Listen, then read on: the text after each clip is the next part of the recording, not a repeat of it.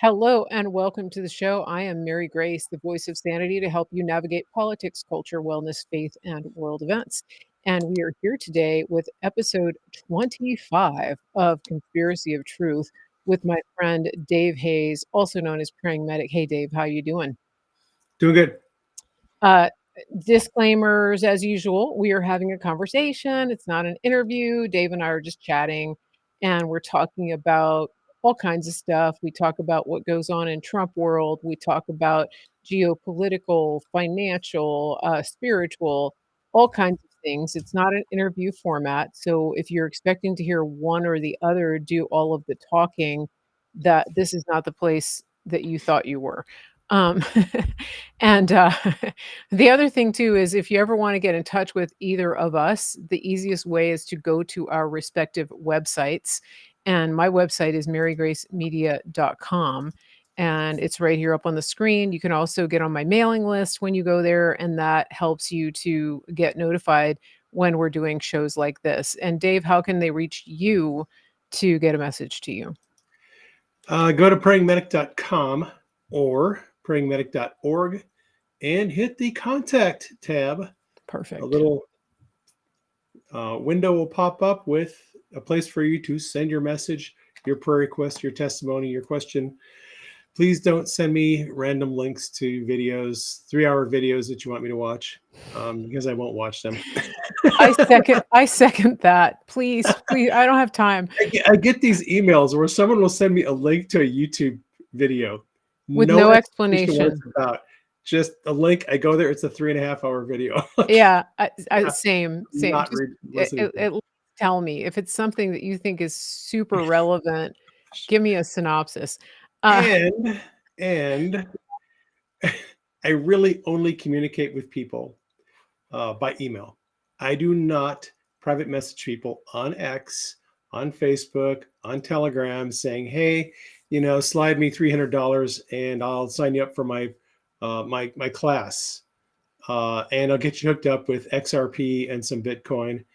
I don't private message people on these social media platforms. You're not going to get an unsolicited email. It's a scammer.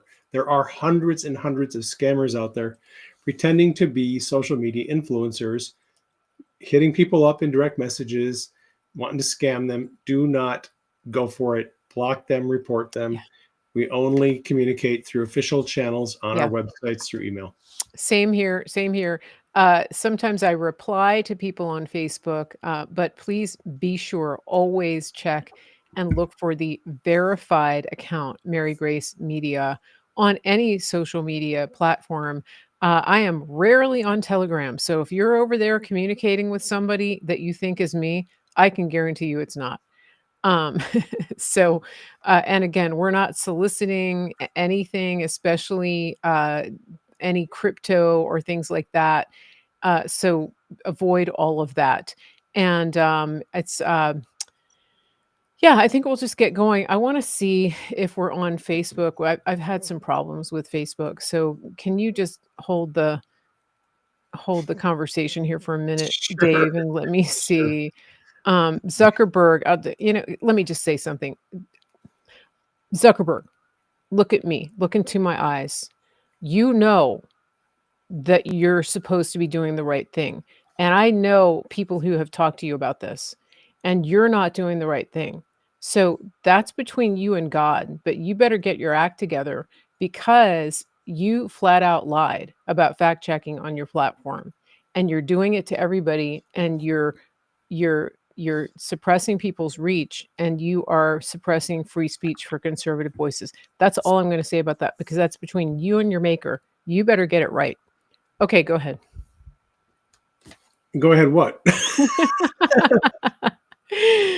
Oh, I just had to say that because he All right. lied. He flat out lied. Okay. Yeah, Um, and he knows what I'm talking about. And his people he know what I'm does. talking about. And I see he's in the live stream on Facebook, so he probably got your message. Yeah, there he is. Yeah. Um, it'll get to him. He knows what he's doing. He knows. Right. So I do want to say hi to everybody. Hey, Facebook. Hey, Rumble. We got a big crowd over on Rumble today. and we've got a big crowd watching. I think on X. Of course I did. I re X retweeted it. I retweet? actually posted the Rumble I link on saw X that. as Yeah, well. thank you. That's why we're so busy over there, and we've got some great moderators on Rumble too, so thank you to the moderators. Hey, I do wanna remind people on Rumble, you can do something called Rumble Rants, so if you like what you're watching here and you want to throw a tip in the jar, there's a little dollar s I think it's a dollar sign, and you can Rumble Rant and, support the channel that way. I always forget about that. So Dave, wow. This episode today, by the way, is called the Zero Sum Game episode. I always try to think of a name for the episode. Last time it was Scorched Earth. Um, and we're at that point because we've got all kinds of lawfare. We've got in like judicial tyranny. We've got all kinds of deep state shenanigans going on. We have people getting their security clearances ripped left and right. Never thought I'd see that. And so it's just we're moving along, and the people who have the most to lose understand more than anybody that this is a zero sum game. And I thought we would start there by giving a little bit of a definition of game theory and what we've seen over the last uh, since 2015, 2016, those of us who've been following Trump very closely. Can you talk a little bit about that? I Oh think yeah, you have a good understanding of it and you've written about it some. yeah, And let's get people up to speed on why things look so chaotic, and why people are fighting back so hard. yeah. Well, by way of introduction, if you haven't seen the film A Beautiful Mind, Oh, you might want to check out that film. Russell Crowe. Russell Crowe plays a brilliant mathematician by the name of Nash, based on an actual real character Mhm. who was awarded a Nobel Prize for his work in mathematics, specifically on the subject of game theory. And Nash was awarded this Nobel Prize um, for specifically for his work in mathematics that worked out the best possible scenarios for two people engaged in a competitive game, specifically one called the prisoner's dilemma, where, and I'll be brief here, it's kind of a rabbit trail, but in the prisoner's dilemma, you've got two prisoners. They're both accomplices in a crime. They've been arrested. They're put in separate jail cells. They can't communicate with each other. And the question in this scenario is, what is there's consequences. So if the prisoners are interrogated, and there are going to be rewards and punishments based on their answers and their level of cooperation. If they cooperate, one thing happens to them. If they refuse to cooperate, something else happens to them. If they admit that they committed the crime, they have a third consequence. So Nash worked out this mathematical theory, or this problem, where he came up with the best solution for both prisoners in this situation. Anyway, Nash is regarded as kind of the original expert in game theory. So let's go on to game theory. Yep. Q has Q has talked about game theory.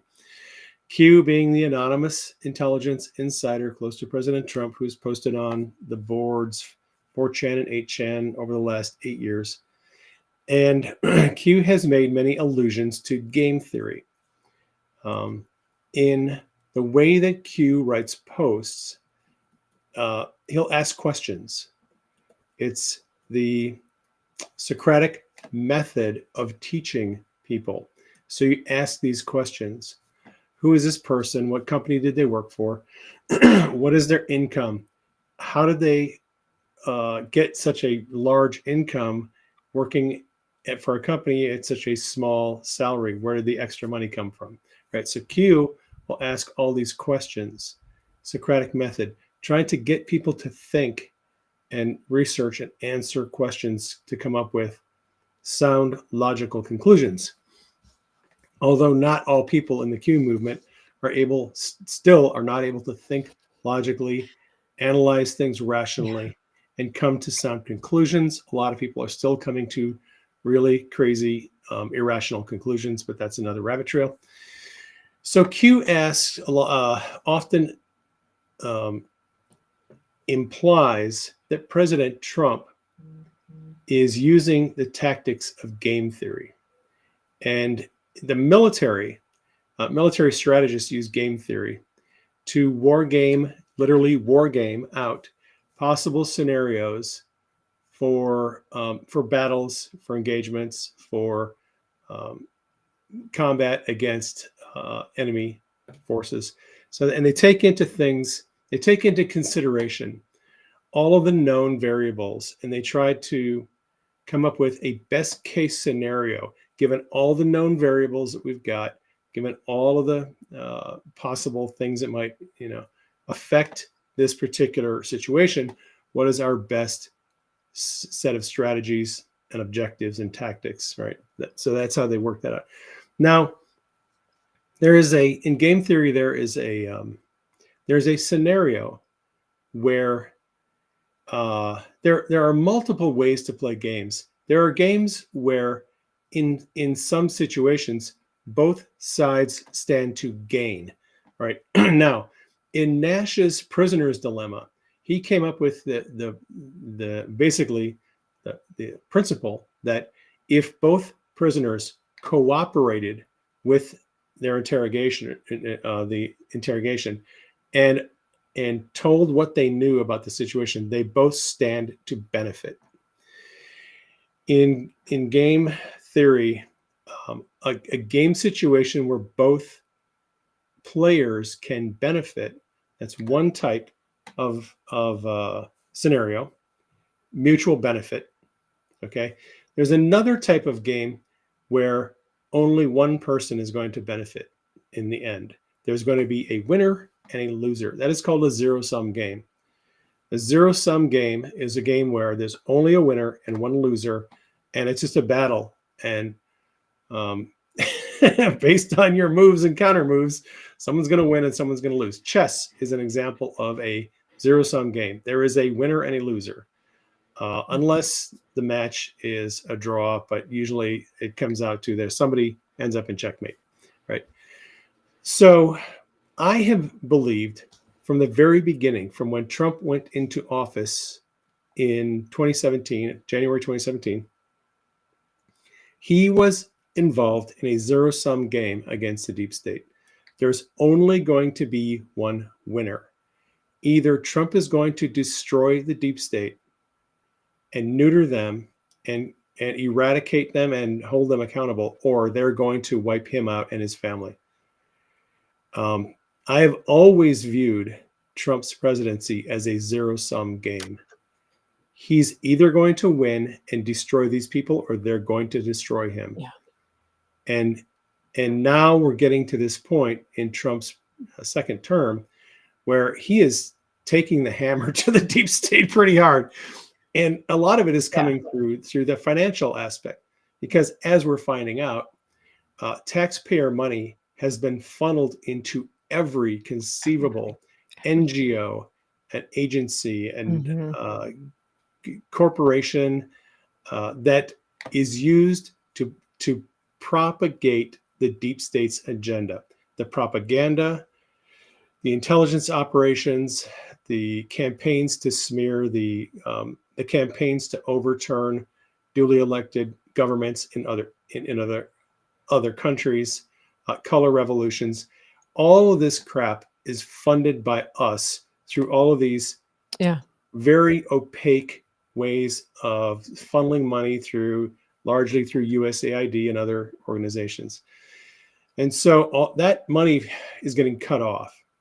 And we're now seeing, we were learning that Politico and the New York Times were receiving millions in taxpayer funding, literally state-funded propaganda media.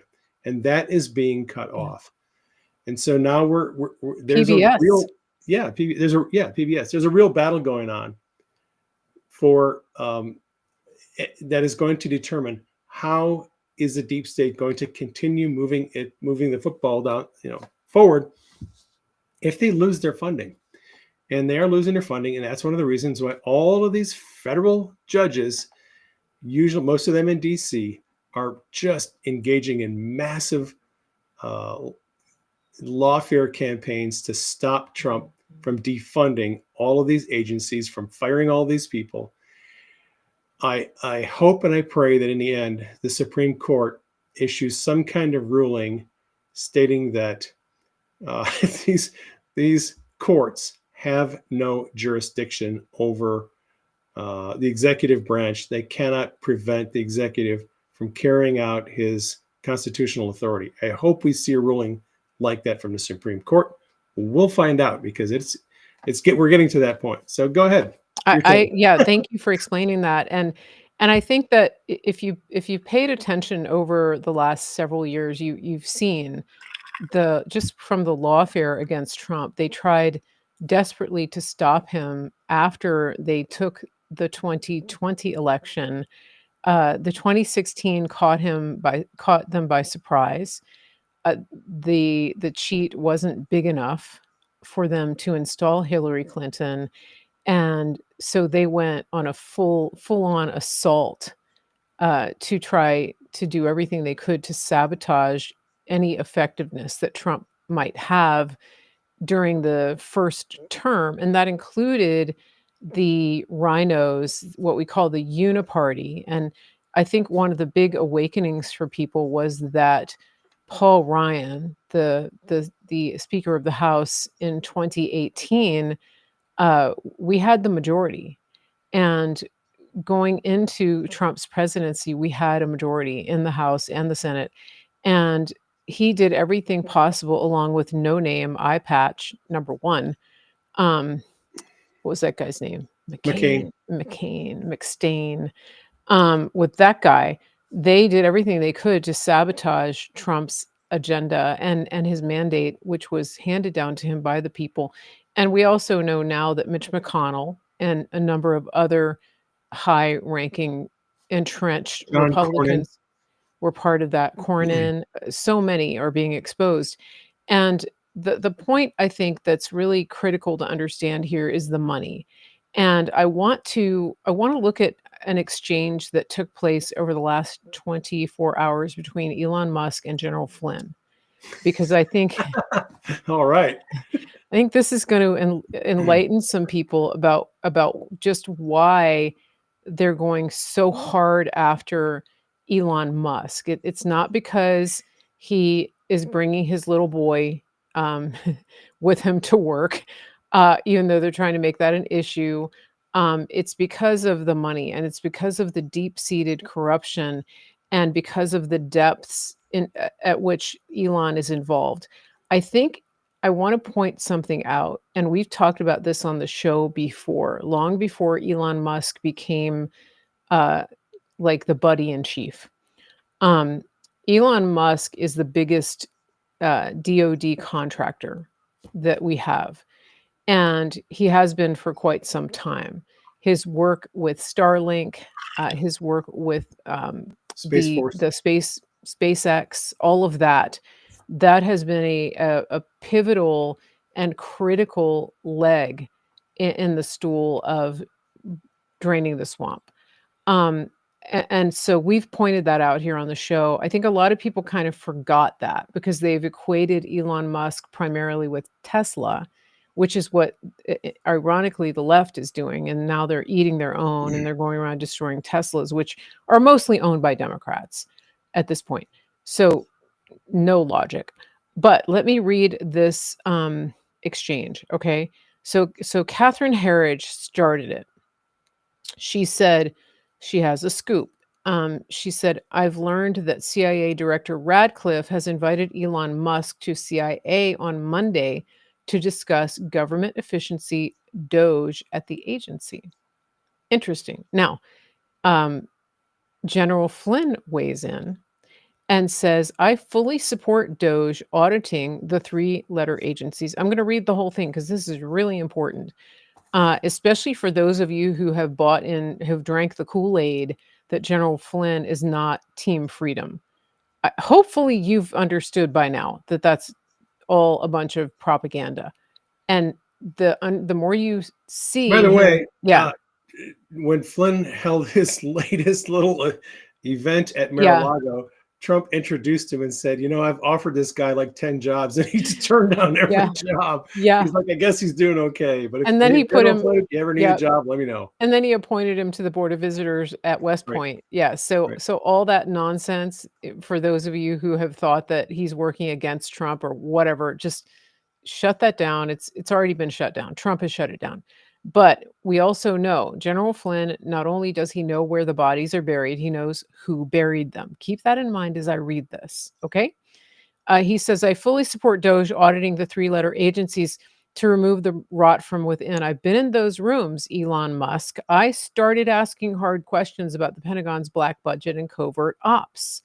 I wanted to know where the money was really going, who was benefiting, and why so much of it was shrouded in secrecy. That didn't sit well with the DC elite. And this is outlined in his movie, in Flynn's movie. My push for transparency and accountability got me ousted faster than you can say deep state.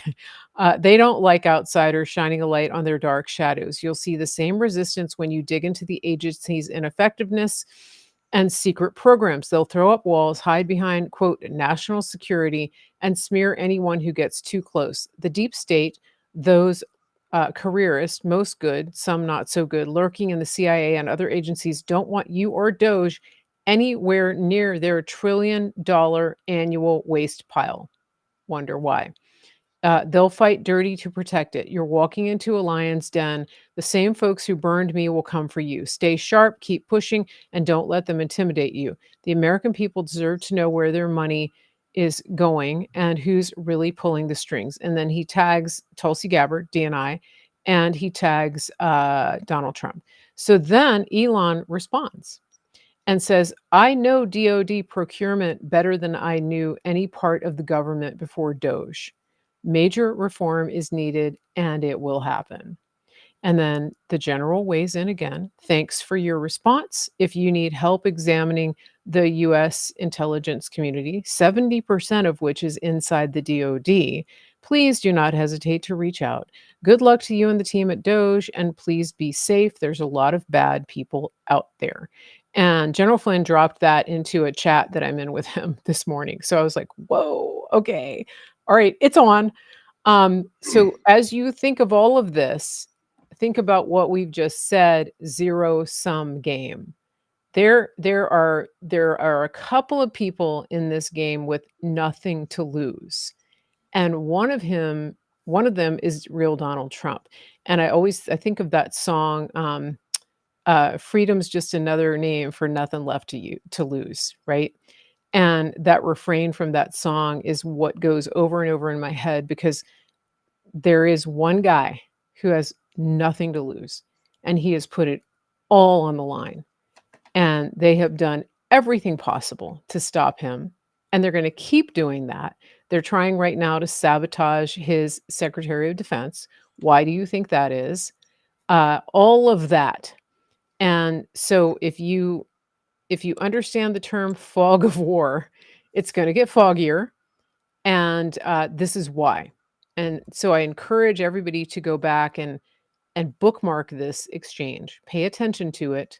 I'm retweeting it. This is all on X, by the way.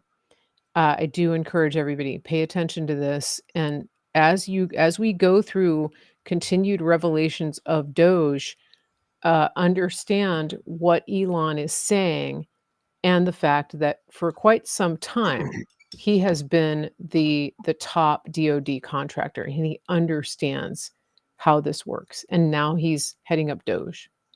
Boom. Can I throw in my own little boom? I do. I want you to. Do you know who Amaryllis Fox Kennedy is? No, but I like the name. Amaryllis Fox Kennedy is JFK Jr.'s daughter-in-law. She worked in the CIA for 9 years. Hmm. She became very disillusioned with the corruption and waste she saw in the CIA, and she left. And she has been given a job at OMB under Russ Vought. She is in charge of all the budgets of all 17 intelligence agencies. They have brought into her all the files and all of the financials of all the intelligence agencies, and it's her job to oversee all of that money. Okay, that's So I don't even know what to say. Doge is going to be working with her, and they're going to be comparing notes about where the money is going, where it's all being spent, and all that stuff. They've got good people working on this. Wow, wow. And isn't it interesting that General Flynn mentions the trillions in lost money go Right, back to the day before 9/11 right. and what happened with Donald Rumsfeld We seem talk to have lost $2.3 trillion. We don't know where it went. lost Lost. money. Yeah, Yeah, and now you've got General Flynn mentioning lost trillions. So, yes. there are no coincidences, guys. Just keep that in mind. It's very things are already interesting. They're about to get more interesting because we've seen what's happened when they've started to pull the covers back on USAID. And by the way, USAID does not mean aid. It means United States. What is it? Association for International Development. Yeah, Association for International Development. But It's yeah. they've euphemized it to sound like we're giving foreign aid, and that's not the case. The media has pushed that narrative to gaslight people into thinking, oh, what's going to happen to the poor people, that aren't getting their free lunch in some village in Africa. My question to you about that is, if our aid was so effective all of these years, why is that village still poor? And why is Right. Haiti still a third world, what hole? Because we have sent trillions of dollars to these causes, and where did the money go? That should be one of your most pressing questions here. The name that Dave mentioned, I'm answering Scarlett on X. It is Amaryllis Fox Kennedy. That's the name. So there's a lot of pieces moving into place here. It's going to get more and more interesting as we go deeper down these rabbit holes, as Doge goes deeper down the rabbit holes, as more things get exposed, and the Democrats are showing their true colors. They're, the fact that they're burning cars is just that's nothing new. I mean, they that's what they do. They just burn stuff. They used to burn crosses on lawns, um, and now they're burning people's cars. Same difference. They burned down Minneapolis during the summer of 2020. That was the Democrats. That was their mercenary army known as Antifa. And so if you're just kind of coming into all of this, if you're just waking up to this, understand that this is their MO. This is what they've been doing for quite some time. And they brainwash people, and they use a lot of mind control, and they use the media to do it. And so the fact that NPR is being defunded, it's a really big deal. They're really mad about it because NPR is one of the big and PBS, that's one of the big mind control tools that they use to keep people in a state of agitation and control. That's how they control them. That's how they get people to go out and you know shoot somebody in a Tesla. It's a mind control thing. It's propaganda. Two things I want to say. Yeah. First, if you have not seen Brett Bayer's interview with Elon Musk and members of the Doge team, you absolutely need to watch it. If you want to know what is going on with Doge, what they're actually doing, Elon brought in with Brett, I think they had like 7 or 8 or 9 members of Doge.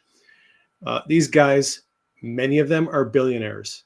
They're CEOs of very successful corporations. They're putting their career on hold temporarily to come in and lend their expertise to try to straighten out all this corruption and waste in government. And that interview is excellent. If you know someone who is concerned about what Doge is doing, and they're kind of out of the loop, ask them to watch that interview. It's 30 minutes. I posted on Telegram. Brett Baer, if you go to his X account, he's got it posted there. It's a really good interview that explains very clearly what they're doing at Doge and what they're not doing. Yeah, it was good. It was really good. Yeah, that's number one. One thing I want to say about that one highlight, this is crazy. I posted it on my Facebook. The money that is being spent by our government agencies, there's no auditing. Like there's it's Right. like it's There's no auditing. mind blowing. There is no line item auditing. If an agency puts in a requisition for money, they've just been sending it to them. Like, right. And to go with that, the Treasury has that one column that is an optional column that is it's a identifier that's used to track where an expense goes to when it's paid out by the Treasury, and that column is almost always left blank. So the Treasury has no way to verify who is spending that. When they send a check out, they don't have any way to backtrack and figure out where that money ended up at. yeah, who's taking accountability for it? There's no accountability. Yeah, who Foreign aid is requested? not audited, and there's a reason why they don't audit it, is because they know Yeah, if it was audited, it would be exposed that it's going to all these corrupt people. The yeah, second thing I wanted to bring up on your last subject about NPR and PBS. PBS and the mainstream media in general. This is something that is not talked about by hardly anyone, but I want to bring it up now. And that's this. When assassins come out and take shots at people like President Trump, or when Elon Musk receives death threats, or when people come to his house and try to attack him, harm him, kill him, this is an intentional, coordinated attack on these people by the mainstream media. The mainstream broadcasters, their goal is to rile up crazy people so they will go out there and try to kill these people. That's what they're trying to do. Yeah. When they bring up all these hysterical arguments, and they're going to take away your benefits, they're going to take away your Medicaid and Medicare, they're going to shut down your favorite hospital, they're going to put your favorite counselor out of work, they're going to throw you out of your apartment. When they push these narratives, they're trying to incite emotionally unstable people and get them to go out and commit assassination. That's their intended goal. Do not kid yourself and think that they don't know what they're doing, that they know exactly what they're doing by pushing these hysterical narratives. Getting people to go and firebomb Tesla dealerships is part of the plan. What they really want is they want some crazy person to go out there and try to kill Elon or Trump or Pete Hegseth or anybody else who is pushing back against the deep state. And then they figure out a way to blame MAGA for it. And then they blame MAGA. And oh, it's just a crazy person. Like, ooh, that's too bad it happened. We didn't actually want that to happen, other than they're literally inciting these people to violence. Right. And this is part of the CIA standard operating procedure of what they call regime change, color revolution. They do this in other countries. It's also part of the MO of ISIS and radical terror groups like that. So it shouldn't surprise you when you see the behaviors that these people are engaging in, how similar it is to what we see with these radical terror groups, like firebombing things. This is this is not coincidental. And when I found out that I was on the ISIS kill list back in 2016, yeah, I was. Um, the FBI director that I talked to, the field director, told me basically that what they do and the way that they activate these rogue actors who go out and hunt people down and kill them and do the types of things that you just described is that they pull them into chat rooms and they get them radicalized and they just pump them full of the kind of propaganda that you're talking about. And then when somebody then they'll put out a hit list, a kill list, and then somebody will get into a deranged fervor and they'll go out and find the person and kill them, and then the organization takes credit for it. That's how that works. They get somebody else to do the dirty work. And that was explained to me in detail when I was on the first ever civilian kill list put out by ISIS. I was one of 800 civilians. Yes, that happened for real.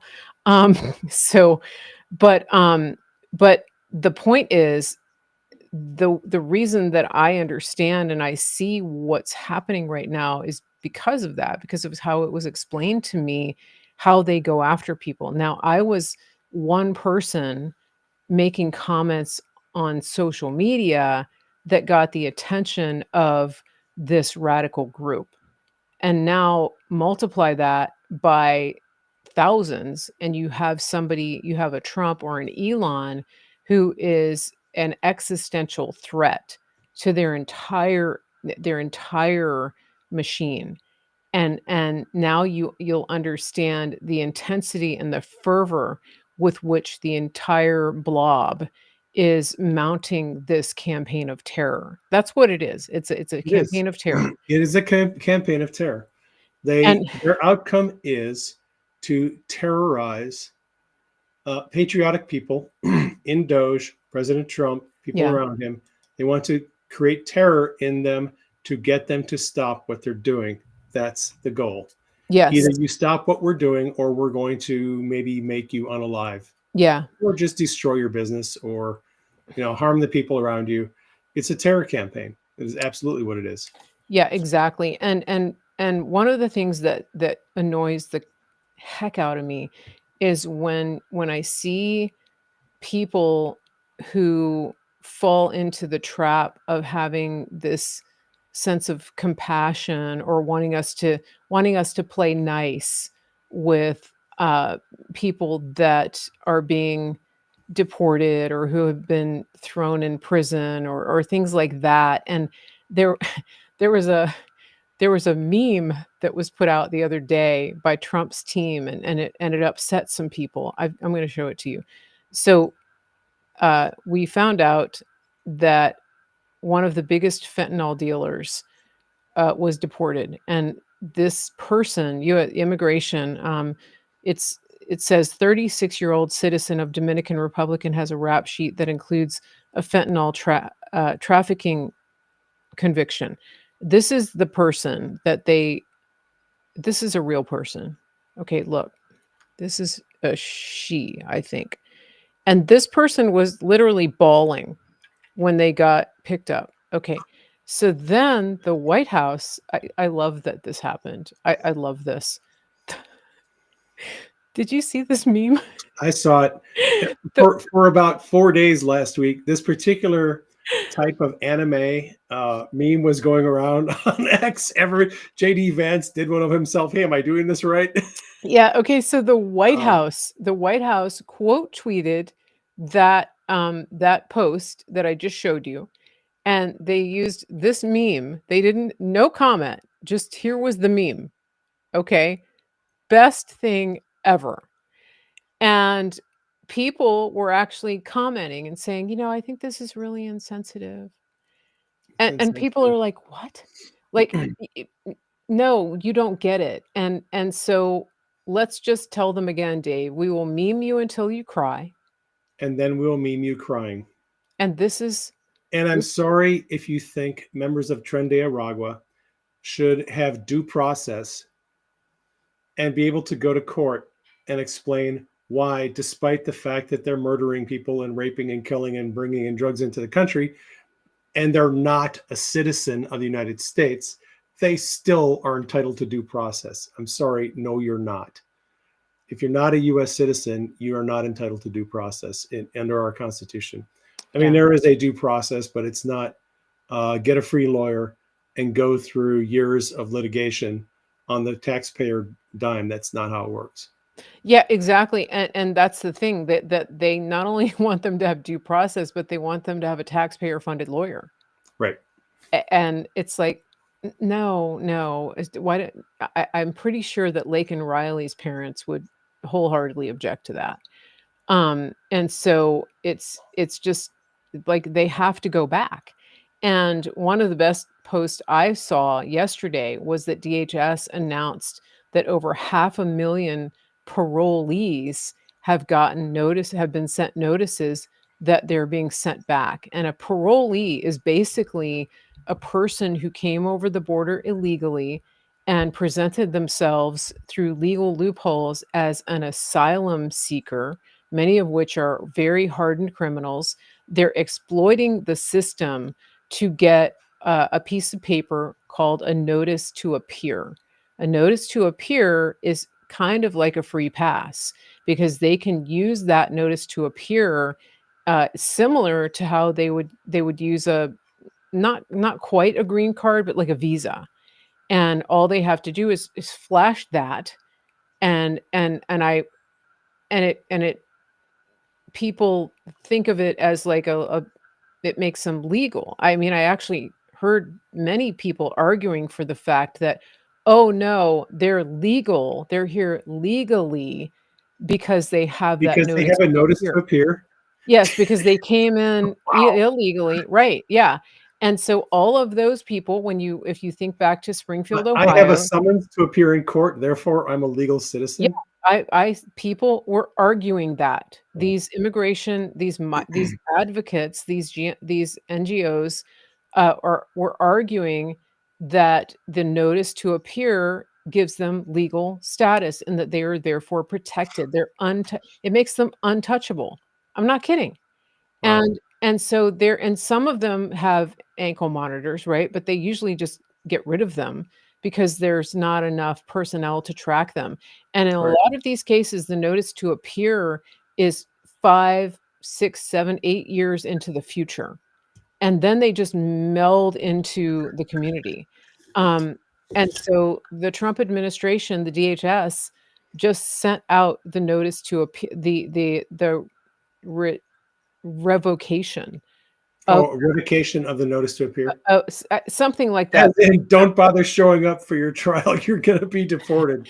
Right, and so don't quote me on the revocation, but the whole idea is all of these people that we've been told had protected status, the parolees, like, all the people that landed up in Springfield, Ohio. They're eating the cats, they're eating the dogs, like those people.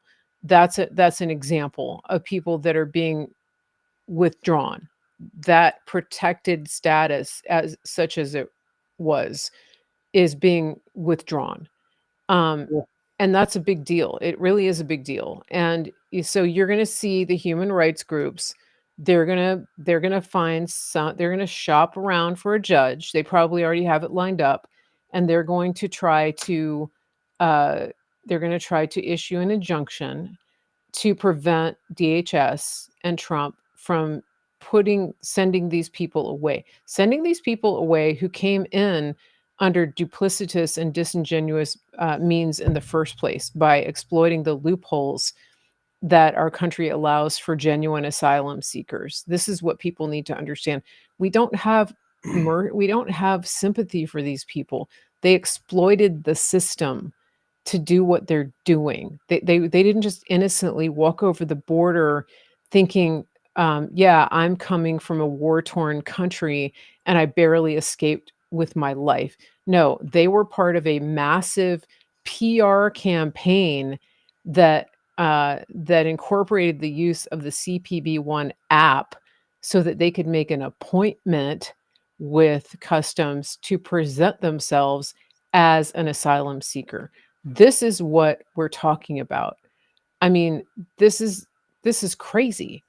And so then you're being guilted. Your compassion and your Christian mercy is being exploited to have compassion on these people.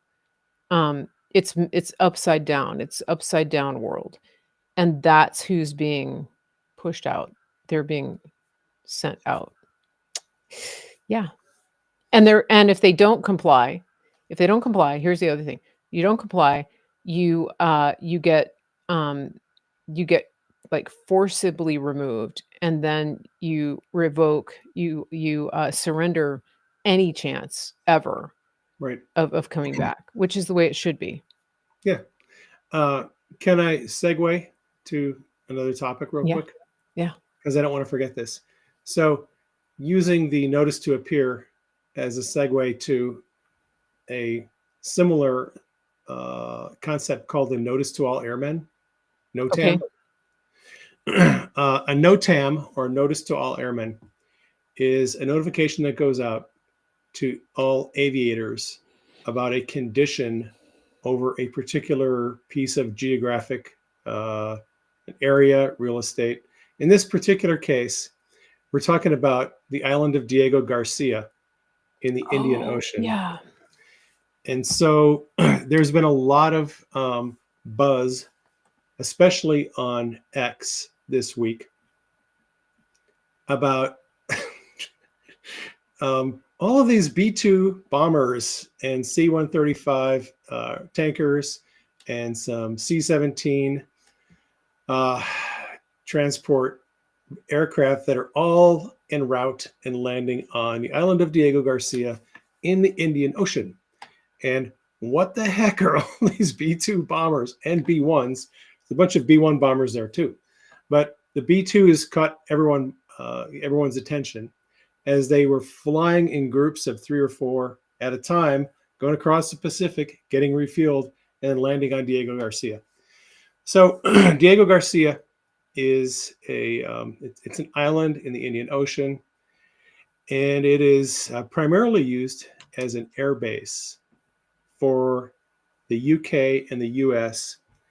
And right now we have a massive number of Air Force bombers there, B-2 bombers, B-1 bombers, a bunch of C-17s, a bunch of C-135s that are all there. What looks like as a possibly as a show of force.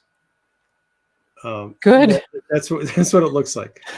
And so people are like, okay, what are all these aircraft doing on this island that happens to be like, 2,000 miles, 2,500 miles from Yemen and about 3,300 miles from Iran? Well, so there's a notice to all airmen that went out, a NOTAM, and it happens to specify the date of May 1st as the ending date for this notice to all airmen, and it's about the closure of these ramps on this island for aircraft that would potentially want to land there. They're basically saying, no, you're not going to land there. You mean May Day? These ramps are closed. What's it? May Day. That's May Day. Okay. May 1st. May 1st. Yeah.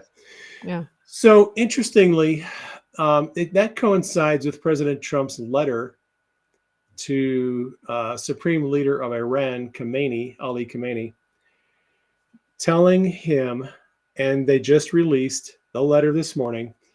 I think Sky News Arabia got a hold of the letter that President Trump sent to Khamenei, which was a warning saying, look, we want to negotiate terms of peace.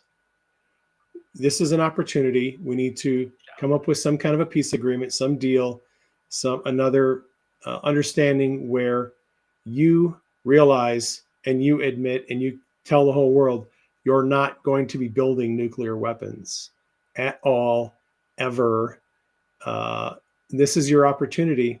We're giving you one last chance to agree, or else there are going to be consequences, right?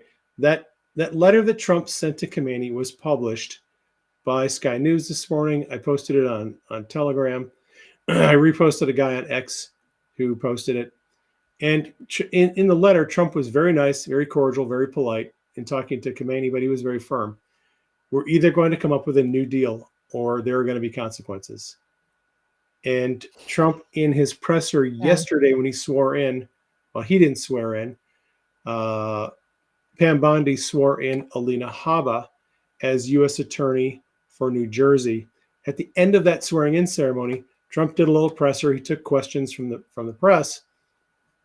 The last question was about Iran, where the reporter asked about Iran and their drones that Russia is using to bomb units in Ukraine. Trump said, yeah, well, Iran is near the top of my list of things that I'm watching very closely. And he again reiterated, he wants peace with Iran. He wants some kind of negotiation. But if a deal isn't made, very, very bad things are going to happen to Iran. So we've got there's an ongoing campaign to take out the Houthi militants that are in Yemen right now. That's been going on for the last week. Yeah. Massive airstrikes. They're taking out missile batteries, ammunition depots, all kinds of hardened military complexes, command and control centers. So a lot of stuff going on in Yemen right now to take out the Houthis.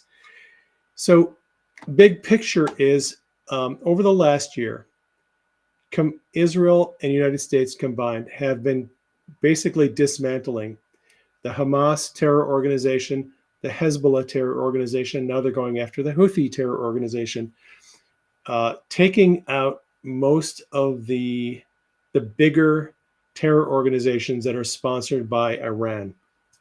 There are other ones. There's the Popular Mobilization Force in Iraq. There's a bunch of terror organizations in Iraq and Syria that are smaller, that aren't well known, but they're focusing on taking out the larger, more well-known, more organized ones.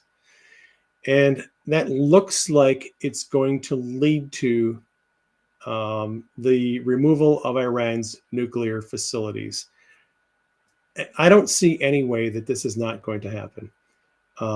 Trump is basically telling Iran, you have to give up your entire nuclear program, including all of your uranium enrichment programs that you say are being used for nuclear power.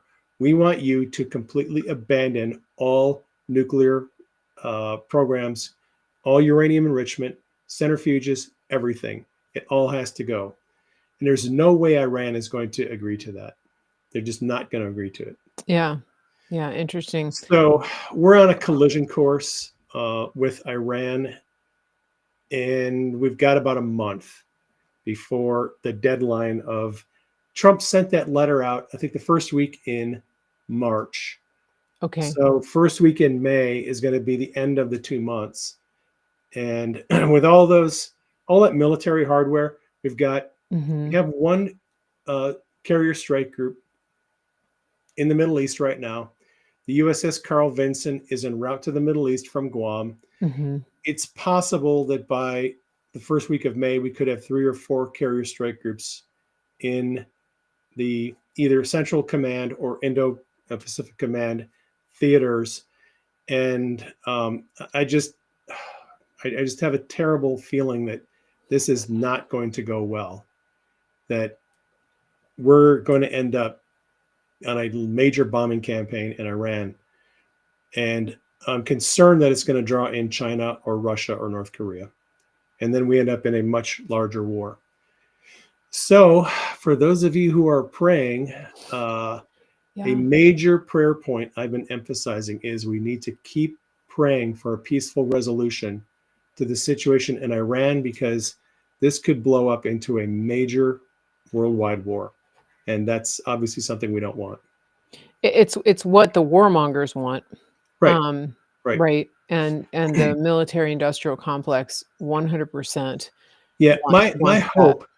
My hope is that, Trump has been very critical of past presidents and us getting into wars in the Middle East over false pretenses. They said they had weapons of mass destruction, but they never actually Yeah. produced the evidence for it. Number one, I think if Trump is going to go to war against Iran, he's going to have really good, solid intelligence suggesting that Iran either has already developed a nuclear weapon or they're this close to doing it. And, I might as well just address the elephant in the room right now. So Tulsi Gabbard testified before Congress back on Tuesday, I think it was, and she submitted a report from the Office of Director of National Intelligence. And the bottom line on Iran, I mean, her report is 7 pages. I read it. It has an assessment of the threats for North Korea, China, Russia, Iran, and other potential geopolitical threats. With respect to Iran, her report says that the intelligence community does not assess that Iran is currently working on a nuclear weapons program.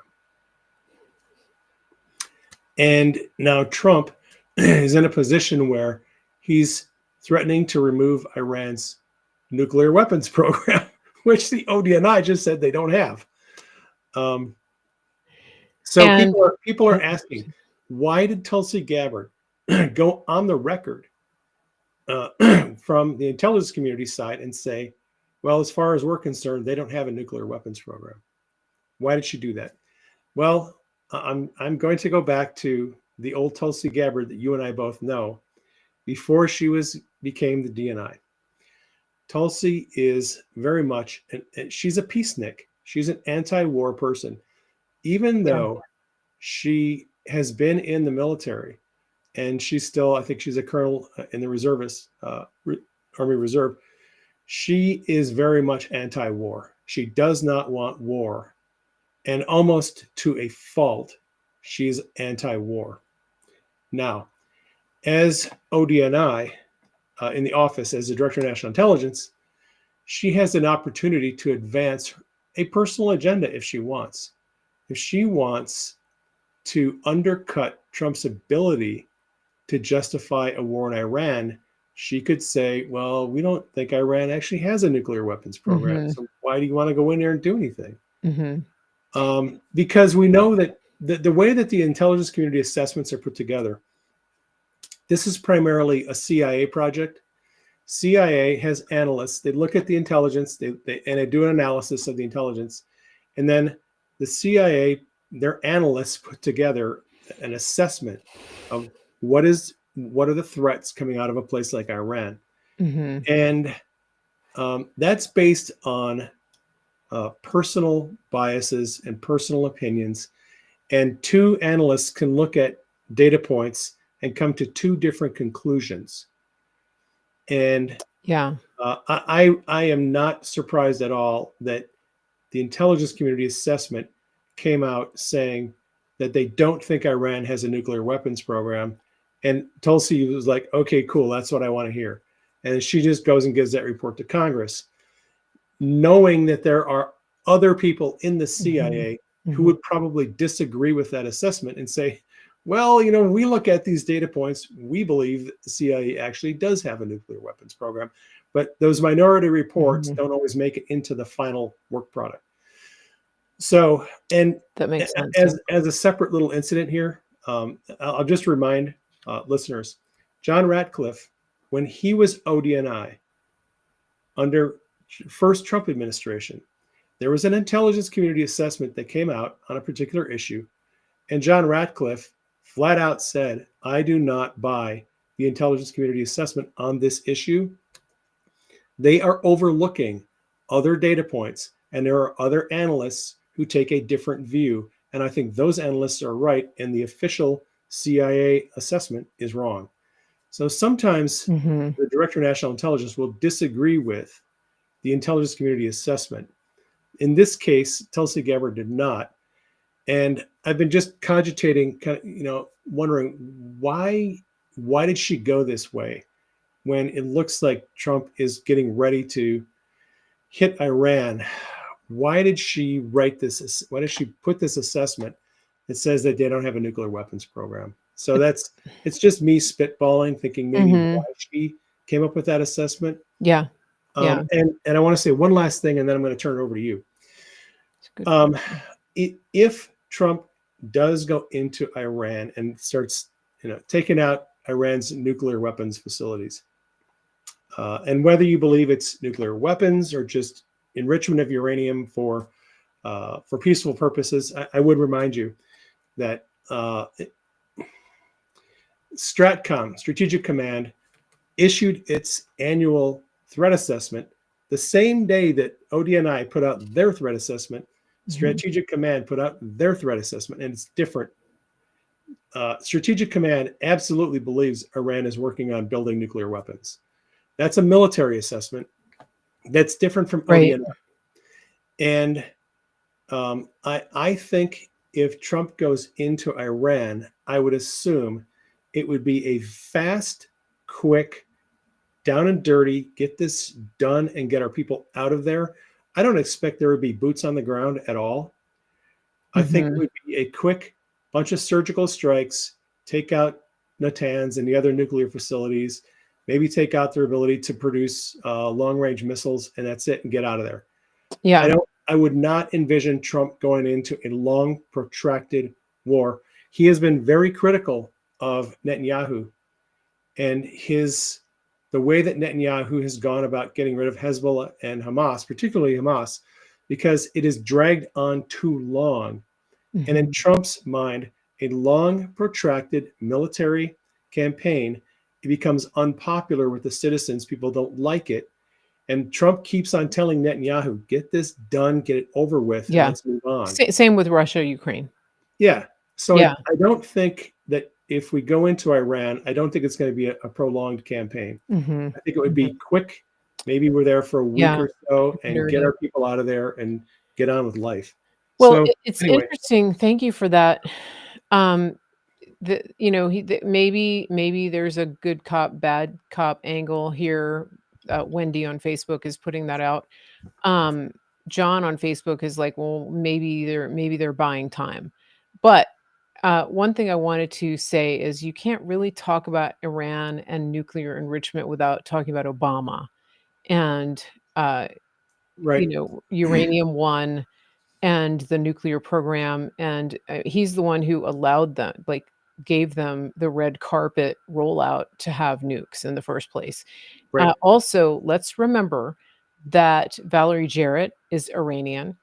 Peter Strzok, her mother, his mo her his it doesn't matter, man, He was woman. raised in Iran. Yeah, he and his mother is Iranian, right? Yeah. And so these are players from the Russiagate scandal who tried to take Trump out. And one of the collateral damages from that was Flynn. And now Right. Flynn is coming out in an open dialogue with Elon Musk, the top DoD contractor, saying, I got the goods. I'm here to help. Sign me up. Put me in, coach.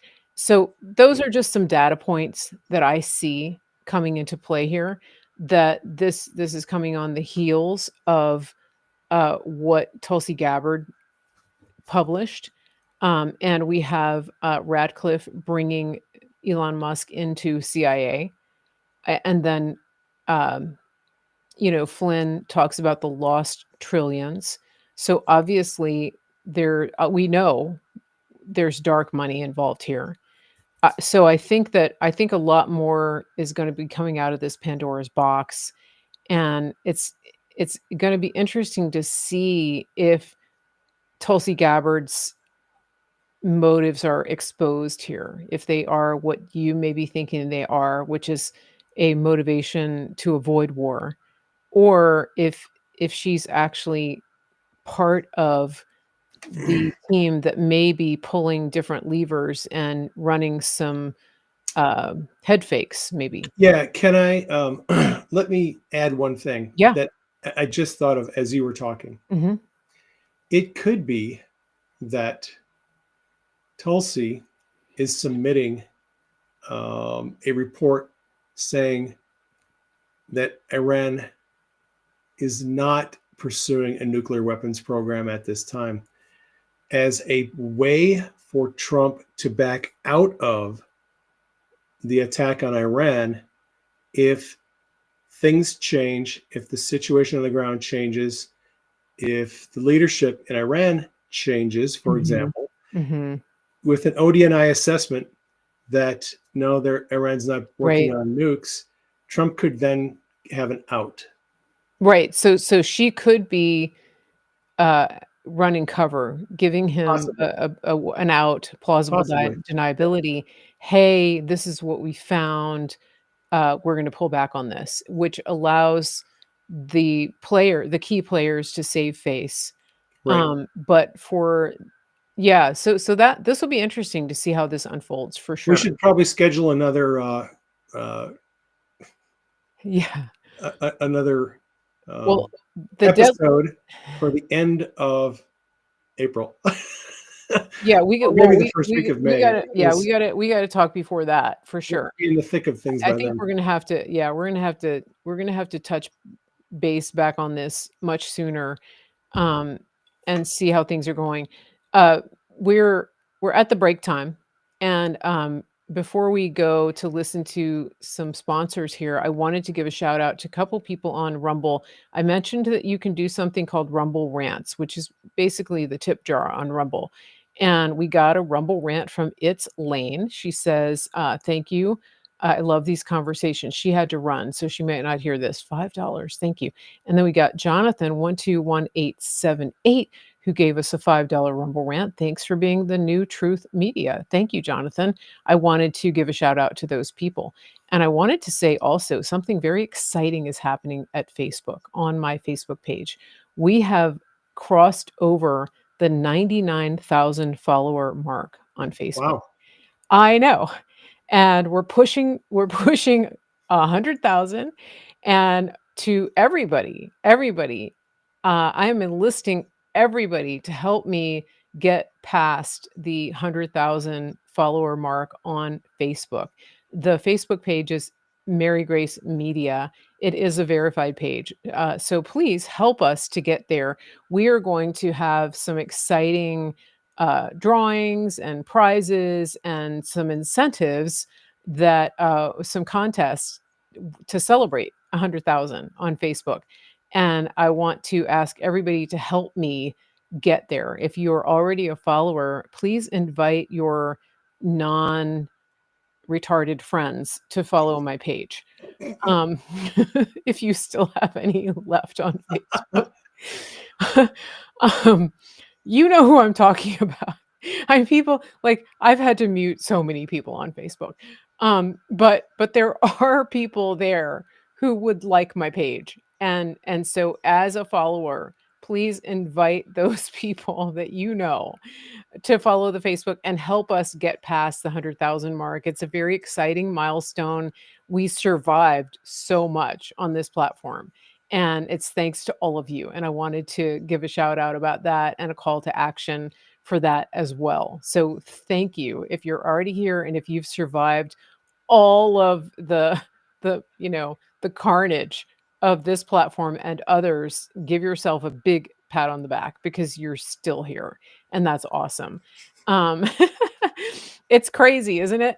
All right, and then, as we're going into the break here, I wanna remind people, you can go to my website, marygracemedia.com, and you can follow me there. You can also find links for much of what we're talking about in terms of our affiliate sponsors here.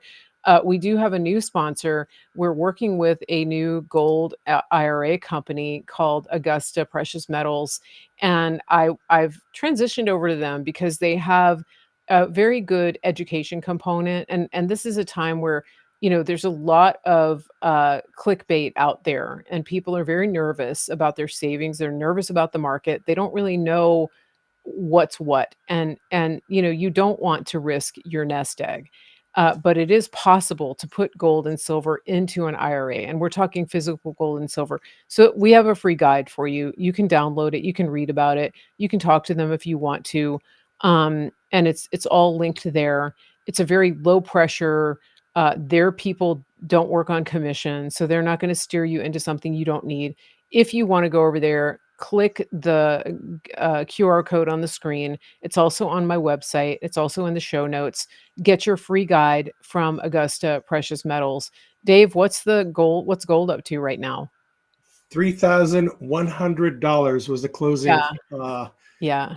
on Friday. Silver is almost at a 12-year high. It's around 34.50. Yeah. Silver and gold are on a tear, and I only see them continuing to go up. Yeah, exactly. And so this is why we want people to have access to this information. So go ahead and scan the QR code, get the information, get the guide, not a pressure thing. I'm not telling you what to invest in. Dave's not telling you that. That's not what we're here for. But we do want to get you information. And that's part of what I do here, is to help you get resources. So go to that, and or you can find it on my website. You can find it in the show notes, and get the free guide, and then decide if you want to go further with that. We're going to hear some ads from some of our sponsors. Oh, wait, I didn't upload the pillow ad, but I want to remind people, please go to MyPillow. Mike Lindell is one of our favorite people. MyPillow.com, promo code Mary Grace. You get all the great stuff. And pillows, sheets, towels. We're coming into graduation season. It's not too soon to start ordering all of that stuff. Wedding season, graduation season. I don't know anybody who wouldn't want a set of premium towels from MyPillow for a graduation or for their wedding. I mean, it's such high quality. Figure out their colors, go to their registry, and then go to MyPillow and buy the good stuff from an American-owned company. MyPillow.com, promo code Mary Grace. Get all the stuff now. Everybody that buys from them loves them. We have so many things in our house. And listen, guys, I wash towels so often, especially this week, because my dad was sick. You guys know that. And by the way, he's doing amazing. But I thought he had norovirus. So I'm here to tell you that I used pretty much every towel in the house in the last 24 hours. And and so the washing machine has been going nonstop, and the MyPillow towels have held up remarkably through just washing after washing after washing after washing. That's where you want to get your towels. MyPillow.com, promo code Mary Grace. We are living proof that you can wash them over and over and over in hot water with triple rinse. That's what we do. So stick around here. We're gonna let you hear from a couple more of our sponsors. Don't go away. Keep the volume up. If you need to refresh yourself or your beverage, this is a good time to do it, but keep the volume up. We will be right back. Hello, I'm Jordan, and this is my brother. And I'm Nace, and we're the Grid Down Chowdown, and this is Larry, who is a local rancher that we've partnered with. Now, Larry, you've been ranching for over 4 generations, is that correct? That's correct. I'm 3rd generation, my son's 4th generation, and I've got some grandkids that are 5th generation. Man, that's awesome. We've been here for quite a while, yeah. All right, now, Larry, your cattle is grass-fed, grass-finished, and pasture-raised, just like God intended them to be. Yes, because I want to know what's in that animal, Right. What it's been fed. And so the only way to do that is for us to keep it all natural, just like God has done it for years and years and years, thousands of years. How has partnering up with us helped you and your ranch? Well, it's allowed us to develop a market that we didn't have before, one that can get directly to the consumer, and that's great. And just remember, more importantly, with every package that you buy, we put a salvation track in there. So from the bottom of our hearts, we thank you for allowing us to do what we believe that God has us here to do. And just remember, God loves you. He really does. Amen. Go to griddownchowdown.com. Americans spend more now than ever on healthcare, and we're sicker than almost anybody in the world. We've put our trust in a system that's completely let us down. Dr. Troy Sproul and the team at Synapse Center for Health and Healing have changed all that. They are a functional medicine clinic, and they get to the root cause of what's made you sick in the first place. Once they do that, they give you solutions to help you get out of that. This is the way that medicine was meant to be practiced, and this is what they're doing. They're changing the entire system from the inside out, one person at a time, and you could be one of those people. And so when you're working with the team at Synapse, they're giving you solutions and not just prescriptions. That's a game changer for me. When you set up a free discovery call with Synapse, you're starting on a journey of healing. you're starting on a journey of getting answers. And that's why I've partnered with them, because I want you to be healthy. I want your family to be healthy. I want you to have all of the resources that you need to steward the body and the health that God's given you. Go to officialsynapse.com and tell them Mary Grace sent you. That's Official Synapse, SYNAPSE.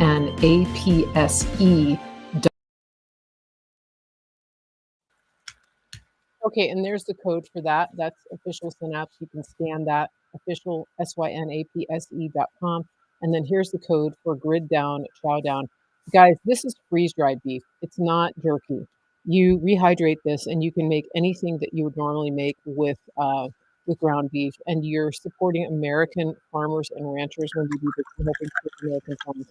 Dave, listen, I wanted to talk about something that Dave has on offer here. A couple things. You have a new book, so let's take a quick minute to talk about that before we get back into the meat of this conversation. This is your book, Meshtastic Made Simple. Tell us quickly about that. That is my book, Meshtastic Made Simple. Yes, Mary, you're correct. It is a geeky little book about low power radios. I called it geeky. Yeah, you call it. It's a little geeky, but it's not geeky just for the sake of being geeky. I'm not one of those people.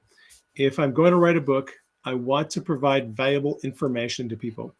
Information that I think is critical for them to have, that could potentially be useful. And the deal with Meshtastic is an open source software. And there's a mobile app that you can download onto your phone.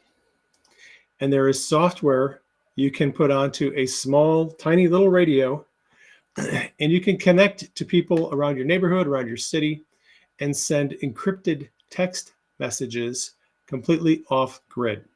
So your phone pairs to the radio by Bluetooth, and you send text messages that are encrypted from your phone to other people on the mesh network through this little tiny radio.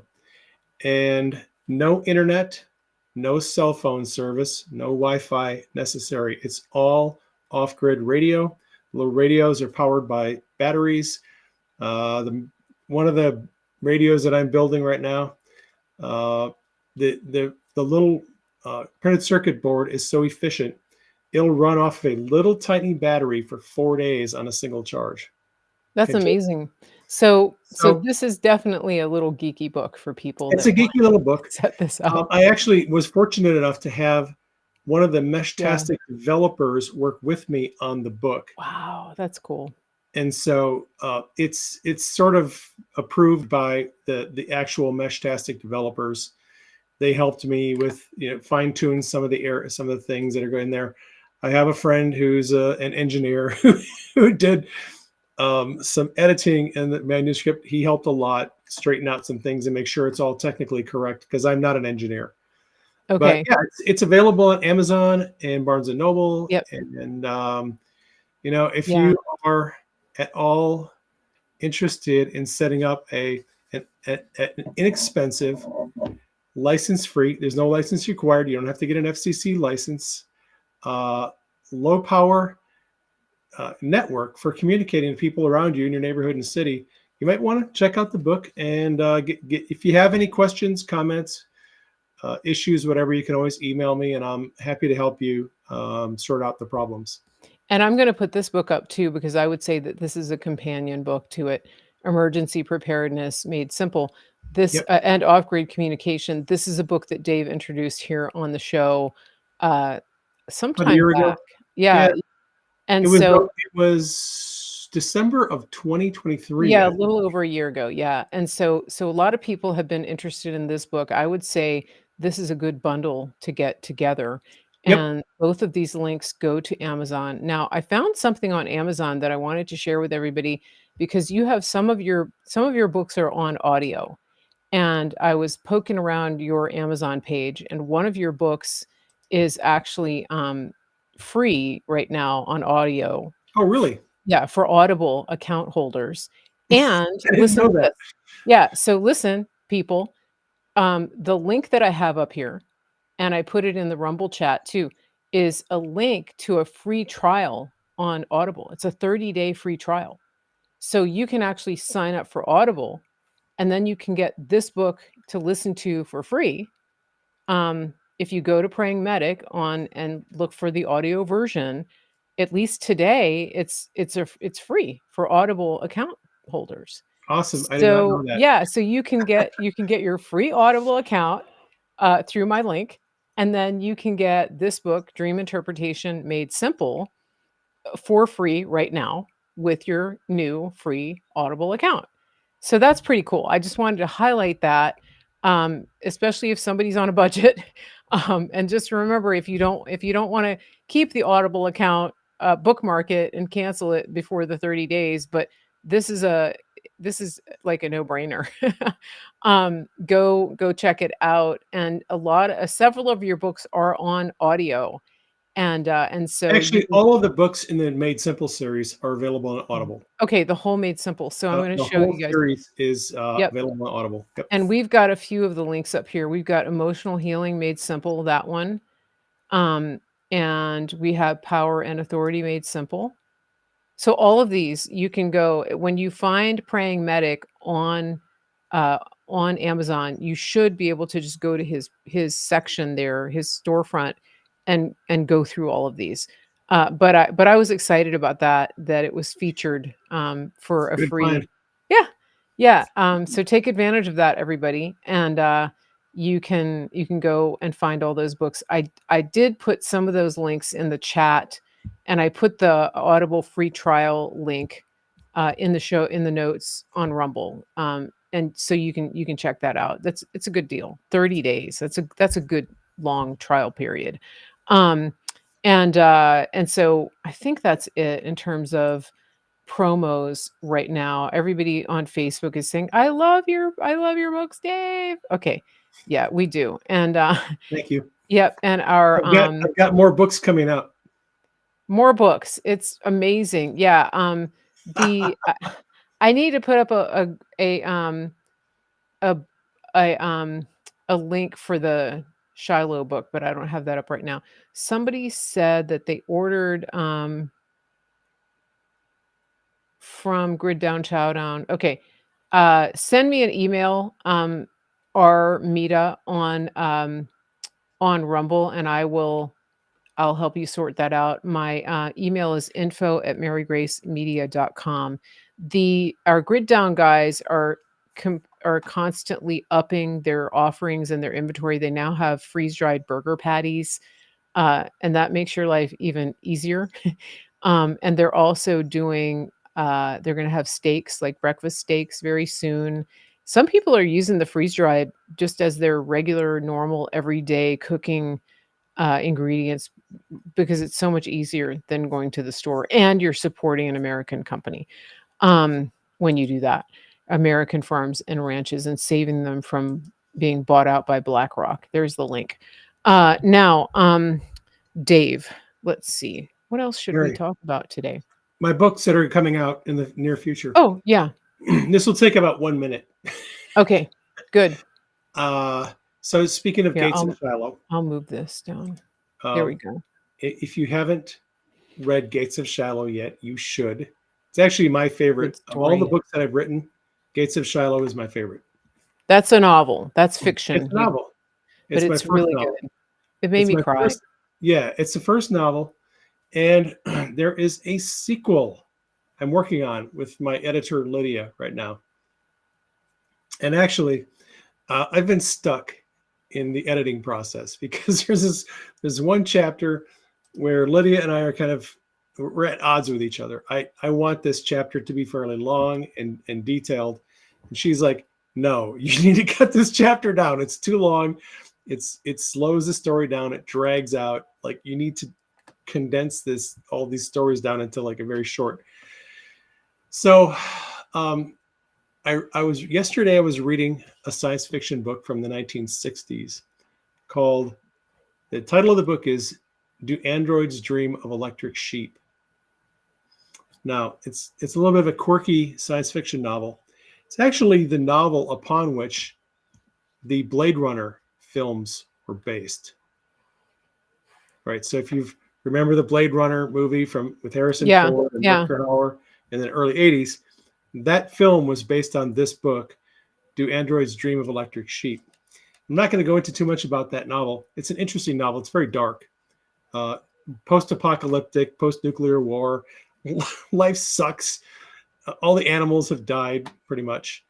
And anyway, after reading this book, I was paying attention to the way in which the author was writing his story, chapter after chapter, dialogue, first person perspective, moving out to omniscient narrator, back to the third person perspective, and how he did all that stuff. I was looking at the mechanics of writing, because I'm trying to come up with a solution to this issue I've got with my editor. And last night I finally decided, the solution is obvious now to me.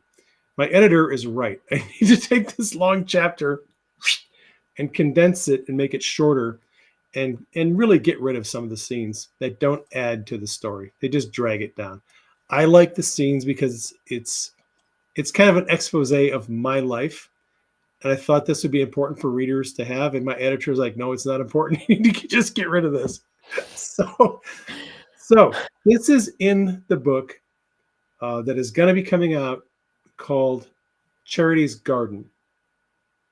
And that's the character from Shiloh. Charity was the sidekick a helper of Shiloh in the gates of Shiloh. Yeah. Charity is the sidekick.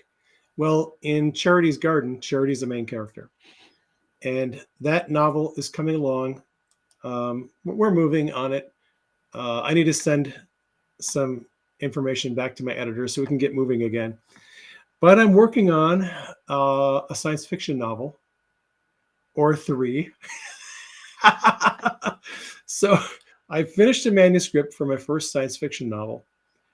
I have a draft manuscript for this follow-up sequel to that, and I'm thinking about a sequel to a third book in that series. I'm also working on a title of a book called Overcoming Fear. Okay. Wow. That's just a little idea that dropped in my brain about a week ago. I was like, I have a lot of people around me who struggle with fear and anxiety and panic attacks. Mm-hmm. Why don't I write a book on that subject? Because I actually have, a bit of teaching on that subject. So there's going to be a book coming out soon on the subject of overcoming fear. And I have some other books, projects in the works. I don't want to bore you too much, but I've got no shortage of books that are going to be coming out, hopefully in the next year or two. Amazing. In case you haven't figured it out, Dave likes to write. He does. I do love to write. I love the writing process. Somebody asked about Q earlier, and I do have a link here for the Q Chronicles book 4. Yep. So that's up here. You can scan that and She's got Amazon link. She's got the QR code for the book 4. Books 1 and 2 are not available on Amazon right now. They blacklisted those books. We are going to try to republish them on Amazon under different titles. Okay. And if you want to look into the books 1 and 2, they are available on Barnes & Noble. And if you go to dhayesmedia.com, that's dhayesmedia.com, all of the Q books are available. There's links to those books, whether you're in Germany or some other country. There's international links for you where you can buy those books on that website, dhayesmedia.com. That's specifically for the Q series right there. Perfect. Okay, great.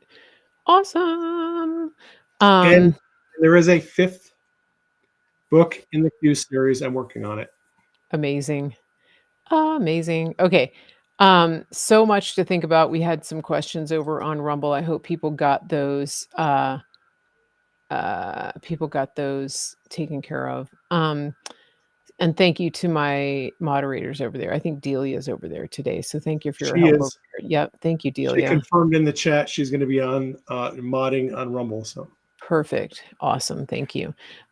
Hey, I have a question, totally unrelated to any of this, um, but kind of related. Okay. Does it bother you that Kristi Noem wore her Rolex to the Salvadoran prison to talk to us? No, it doesn't bother me at all. It's bothering people. I know, but why? I don't know. It's bothering people that she was wearing cargo pants and a long sleeve shirt and that she looks like a woman because she is. Right. It bothers them that she's wearing her Rolex, which I think she wears all the time. Okay. That's her watch. Yeah. She has her own business What outside, is she supposed to wear a Timex? Because I think she is. Yeah, I think she's supposed to play she's supposed to pretend she's poor and ugly. poor person, right? I can Yeah. relate to the average person who doesn't have a Rolex. Yeah. Here's And my $25 Timex watch. yeah, Really? that's gonna Uh, break. And it irritates me, especially when I see conservatives dishing on people like her. It's like, okay, we give the left a hard time for pretending that men can be women.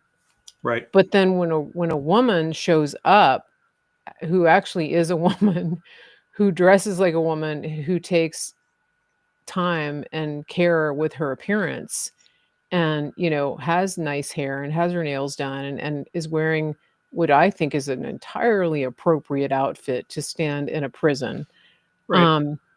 then why We're would gonna you? throw rocks at her because she has a Yeah. Rolex watch. And because she's good looking and has a good figure and she's not dressed in a sack and she doesn't like have long armpit hair. I don't know. Like why do we have to criticize women, beautiful women in the conservative movement for being beautiful? And I don't understand, like pick a lane. Pick a Yeah. lane. That's all. And the funny thing is, Trump is a successful businessman. I don't know what kind of watch Trump owns, but I bet you he's got some fairly expensive bling Yeah. in his collection of, things that he's probably has some nice expensive suits. Yeah. The guy's a billionaire. Yeah. A lot of the people Yeah. around him, his cabinet secretaries, some of them are billionaires, Right. successful CEOs. He has a lot of successful people around him Yeah. And I'm sure who, some of them have Rolexes. who are in the positions they're in because they're successful. Yeah. Scott Bessent, Yeah. billionaire, hedge fund guy who's made a killing off of his, because he's a smart investor. He knows the Yeah. markets, right? Yeah. So are we going to criticize people because they're successful and they got some money and Yeah, I they're guess. doing okay? Like, really, is that what we're all about in MAGA? I don't know. I don't get And it. it's very hypocritical to me because nobody's criticizing men for wearing custom tailored suits. Right. Nobody's criticized because those men sitting on the platform with Elon yesterday or in the Brett Baer interview, they're wearing All of custom them. suits. They're wearing custom shoes. They're wearing Armani. Yeah, and some of them Like, probably flew there on their private jets, yes, and they're exactly. not getting criticized, and yet the people feel free to criticize women for daring to stand out I and to suspect there might be a little jealousy going on there. Maybe. maybe, yeah. I don't mean, know. it's just irritating. It's hypocritical. So take a look in the mirror if you're one of those people that's doing that, because if you're going to do that, then criticize all of them. Criticize the men too, and give them a hard time for being successful. But somehow, when a woman is successful and has wealth, it draws all kinds of criticism. It's ridiculous. Or they think that she got her wealth by unseemly means, which is very insulting. You don't ever think that for a man. I just wanted to kind of open that can of worms here because Okay. I've been seeing this go around and it's kind of bothering me, especially when you see conservatives and Christians being critical. She's modestly dressed. She's wearing an expensive watch. She has her hair done. She might have extensions. So what? I mean, you either look at a beautiful woman like her who's making use, who's enhancing her assets, or you're looking at a man pretending to be a woman, or you're looking at an angry leftist woman who doesn't even bother to do anything with her appearance and is like a sickly shade of gray from head to toe. You have to pick a lane, like pick which one you want. Kristi Noem is an anachronism. If ever I've met a woman I've never met her, but that woman is she's just not cut from the mold of the average American woman. Before she was, in Trump administration, when she was governor, there were often news articles about her love of the outdoor. Yeah. She loves hunting. She was raised hunting. She goes out on four-wheelers in the woods. She's not afraid to drag a dead deer through the woods. And like her arms are like that big. How that woman can drag a dead deer I know. I don't know. But she's got like zero body fat. But I know. She is a legitimately outdoorsy, kind of a rough and tumble person. She likes the outdoors. She likes guns, hunting, all the stuff that most women are like, don't have any connection to. So when she's down there at the border, hanging out with the guys, hanging with the military and, the striker units and all this, very masculine stuff, I think she feels at home with all that stuff. She's very comfortable with that stuff. Yeah. And yet she's this woman who looks like a Barbie doll. Like, some people just have a mental disconnect where they can't put those two things together. Well, and when she's wearing the hat, she had a Stetson that the Border Patrol gave her. Right. And she was wearing that, and then she gets accused of cosplaying. And it's like, no, she actually wears hats like that when she's riding. Like she actually has horses. She does hunt. She does ride. So it just, to me, it's so disingenuous. And again, I mean, let her be, just let her be. Yeah.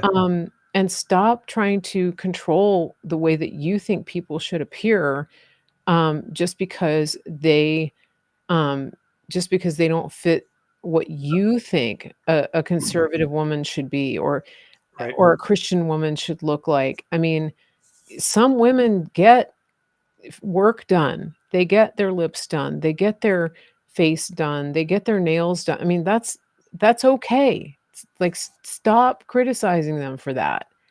And I, her hair looks great. Would you rather she come looking like a sack of manure? I mean, is that what you want? You want her to look not Some people together? probably want her to look that way. You want her to be in her pajamas wearing like skanky looking dirty Crocs, like people, that we see going to the store nowadays with no thought to their appearance? Well, yeah, I think some people actually expect her to look like Victoria Nuland. Oh God. Yeah. Now I can't unsee it. That's your option. Right, exactly. Oh gosh. Okay.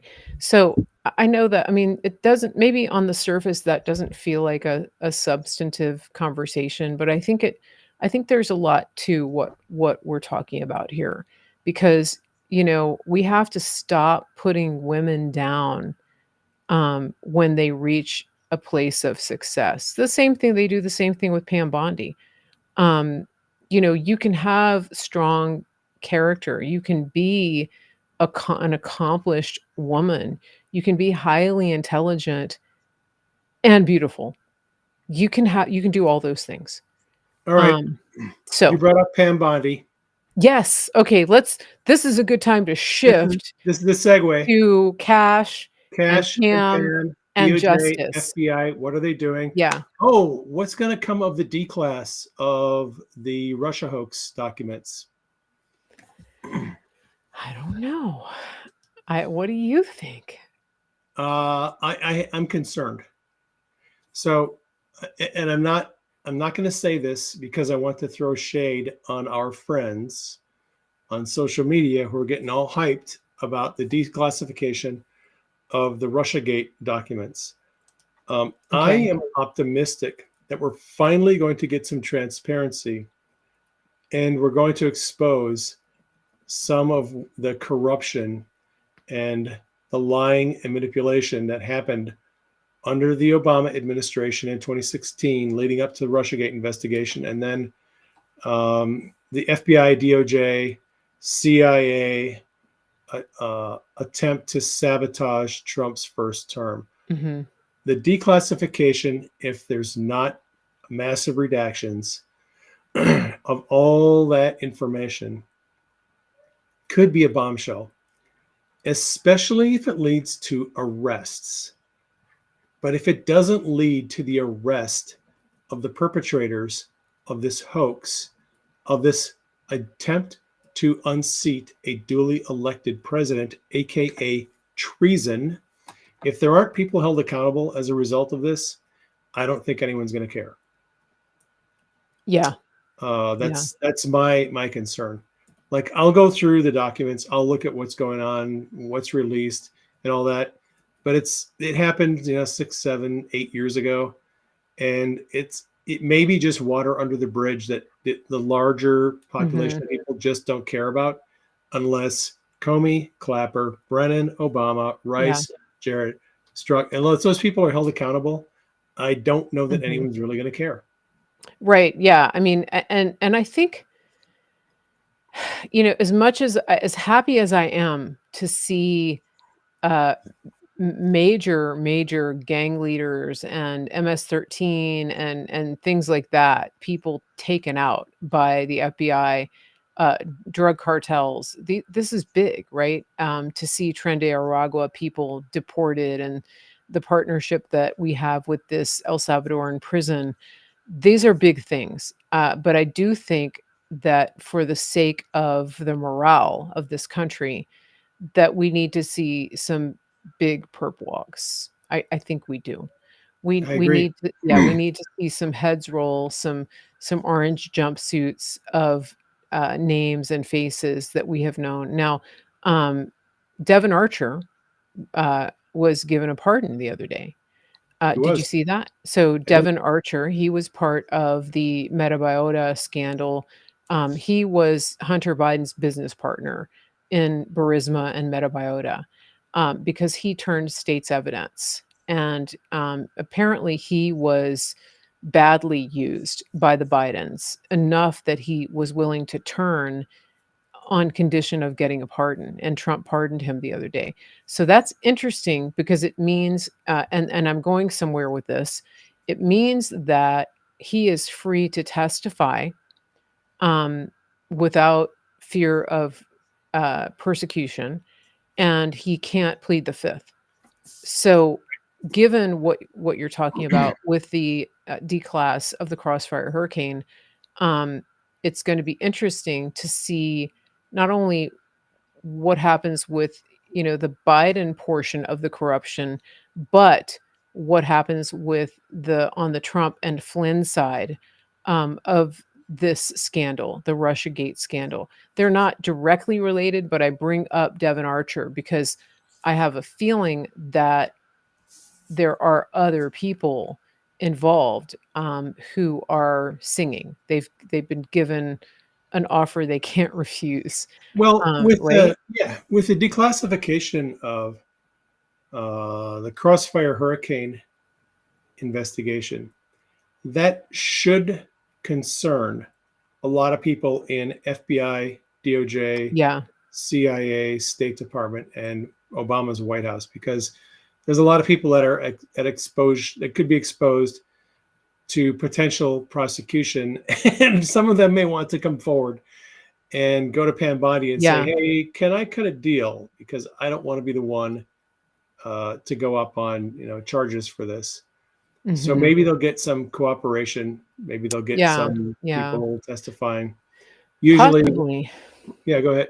Well, and I think having cash at FBI and Bondi at Justice, I think that people are starting to understand that they can feel safe coming forward, that they will be protected.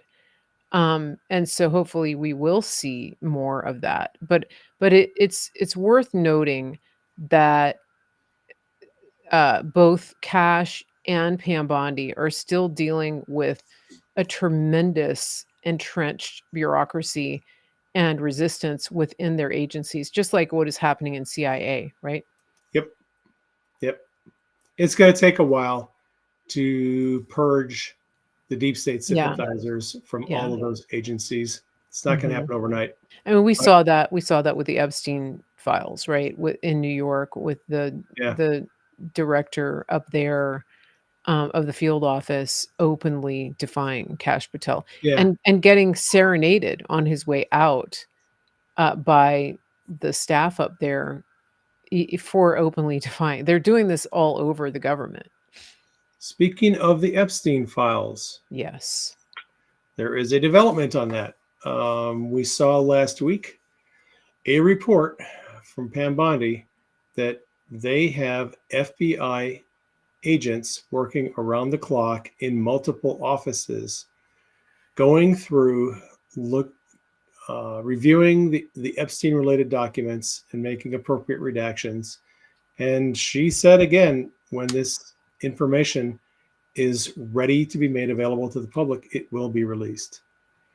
That is going to be very interesting because I didn't think they were actually going to be able to do that. And there was also a suggestion that the perpetrators are going to be held accountable. So we'll have to wait and see what happens with that. Interesting. Hey, speaking of corruption, I wanted to talk a little bit about the judiciary corruption that we're seeing and the judicial obstruction and tyranny from these judges, specifically this Judge Boasberg, because he's really doing a number on Trump and trying to hamstring him on every level. And it turns out he has ties to he was in the FISA court. Yep. So he has ties. So this is interesting. With the Crossfire Hurricane D-class, we're finding out not with the D-class, but we already know like this guy has ties to the FISA court. So he is most likely defying Trump because of what is about to come out. And these people, like again, zero-sum game. They're playing for keeps here. And if they seem deranged, it's because they are, because they see, I think they see the writing on the wall that they're getting more and more exposed. And you combine the D-class with what Doge is doing now with the three-letter agencies and the exposure that's coming out there. I think that people like this judge and other activist judges, I think their days are numbered because they're going to, I just think there's no way they're not going to be exposed as being complicit in a lot of this. What do you think about that? Yeah, I don't know. It's very frustrating to look at Boasberg and his compadres in DC Easy. and how they're just Yeah. one order after another every time OMB or State Department, someone goes and says, hey, we're going to get rid of a bunch of people, we're going to fire some people, we're going to deport some criminals. There's another they have a well-oiled system. Mark Elias, Yeah, and his associates, they've got all of these lawsuits teed up. They can get them into before the right judges like Chutkin and Boasberg, who are very sympathetic yeah, to the globalist Marxist regime. mm-hmm. And they're, I think a lot of these judges understand that eventually, when it gets to an appellate court or the Supreme Court, their decisions are going to be overturned, but they're trying to run out the clock. They're trying to hamstring Trump so his people can't move their agenda, Right, get the deportations, can't fire these people, can't corral this money and bring it back in. And I think they know that they're going to lose in the end on a lot of these battles. But Wayne Gretzky said, "You miss 100% of the shots you don't take." And so I think they're just taking every shot they can to try to Yeah. slow down what Trump is doing and get in his way and hamstring him. And Yeah. whether these judges are going to be exposed as being complicit or doing anything illegal or face Mhm. charges, I don't know. I Uh, know, I know, and I think you're right because we saw this during the first administration where, they were just it was obstructionist behavior, right, and it was meant to undermine and take away from Trump's ability uh, to carry out the mandate of the people. That's what right, they're doing. So when they do these yeah, kinds of things, they're actually going directly against the will of the people. And yeah, this is something that Stephen Miller brings up when he goes on before the media. This is something that Elon has brought up, that it really is an affront to the will of the people. That's what's going on here. And I was trying to find an article that I got about that goes into depth about this Judge Boasberg. I got it in my email, and I'm just scrolling through. I'm finding emails that I never saw 3 days ago, so there's that. Um, but yeah, it was a very interesting article, and I'm gonna keep looking for it here because it's very well researched, and I had bookmarked it, but now I can't find it. So we'll come back to it. But it's just I think your point is over. I mean, your point is good, which is that, oh, here it is. So it's The Untamed Truth is who wrote the article. And it's a very detailed article about Boasberg and his decisions. He was instrumental in he was very instrumental in persecuting J6ers. He was very instrumental in the FISA courts. So this is not somebody that came out of the blue. This is somebody that has a long history of not only obstruction, but of open animosity against Trump. And so, I do hope that he gets more than a slap on the wrist. I hope that he is made an example of. Um, and and his wife, listen to this. His wife is a co-founder of something called Meadow Reproductive Health and Fitness or Wellness. This is ridiculous. It is a Virginia abortion clinic launched in 2023 after Roe v. Wade was overturned. They call it Meadow Reproductive Health and Wellness Abortion Clinic. yeah. Um, yeah. So, It's so probably receiving taxpayer funding. yeah. But I think that, oh, absolutely. Yeah, probably. But I think it's interesting. And you can, uh, I'm gonna link to this newsletter. I don't know how I got on their mailing list, but so Boasberg supported the FBI's illegal surveillance as seen in his 2018 and 2020 rulings, finding abuses in NSA database queries, but failing to impose meaningful consequences. And that what that's talking about is the unmasking of Americans in the surveillance that was done on Trump and his team, ostensibly for the purposes of surveilling foreign nationals who were supposedly infiltrating Trump's campaign. That's one of the things that they that they revealed that's been revealed about and Susan Rice was behind a lot of that, the unmasking. So it's very interesting.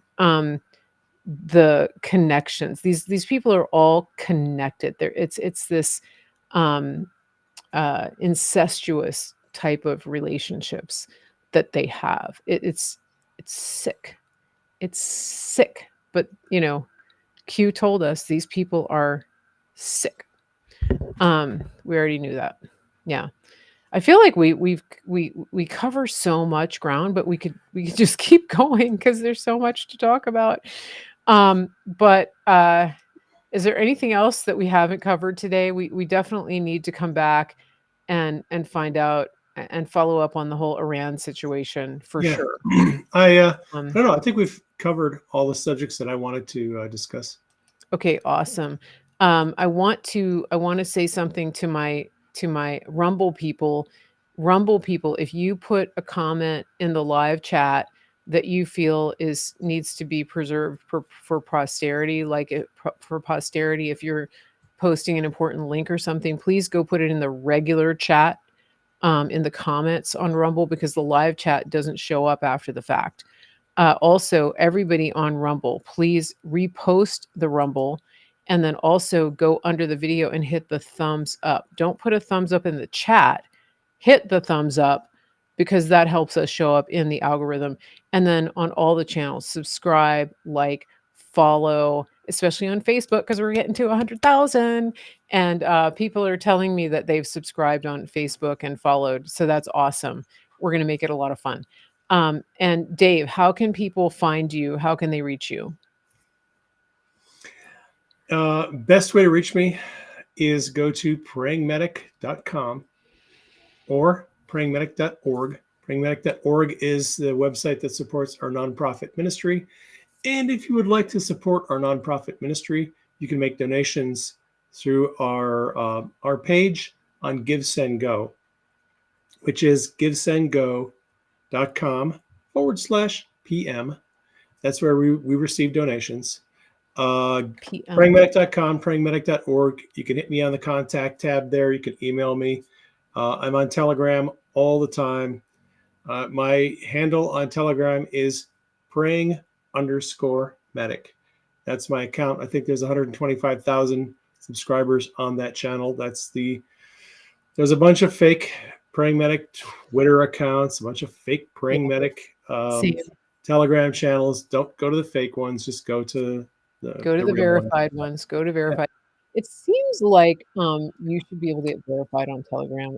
I feel like they should verify you. Yeah, I tried and I didn't have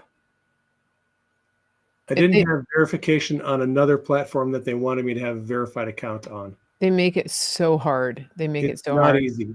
Yeah.